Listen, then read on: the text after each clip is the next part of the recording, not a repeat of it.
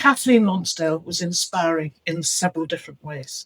For one thing, she was a very, very important, very well practiced crystallographer who made lots of very important discoveries.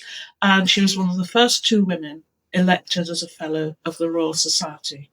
Well, I'd very much heard of Kathleen Lonsdale because, in fact, one of the two buildings that the chemists work in at UCL is called the Kathleen Lonsdale Building. I heard quite a bit about Kathleen Lonsdale when I arrived at UCL Chemistry and was then the only female academic. There was generally this atmosphere of accepting women as the role of scientists there. And I think that may have been influential into why I went into doing the theory of the organic solid state. I think being, one of the first female professor at UCL is always a massive thing. UCL has generally been very progressive in a lot of ways with these kinds of things, and I think celebrating these firsts is an important part of the UCL culture and history, and to remind everybody that's a big part of what UCL is about, is being the kind of the forefront not only of science but also of putting diverse opinions and people forwards and out there.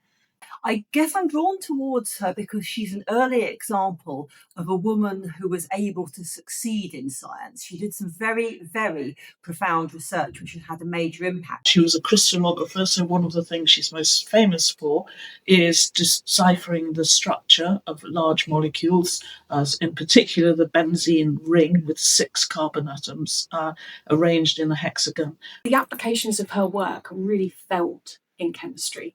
Her determination of the structure, or settling the structure of benzene, is a real landmark for chemists.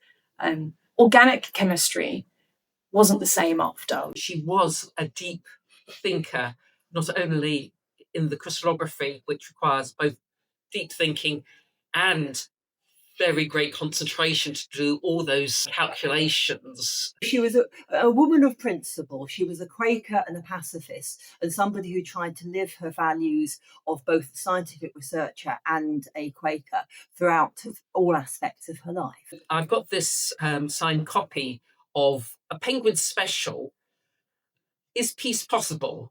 A Quaker scientist discusses problems of peace, freedom and justice in an era of expanding world population and technical development. Personally, I found her story very inspiring at a time when I've just come back from maternity leave and being like, oh gosh, can I really still do all of this? Seeing how much she was able to do, not just in her science, but across these wide range of areas of life is incredibly inspiring.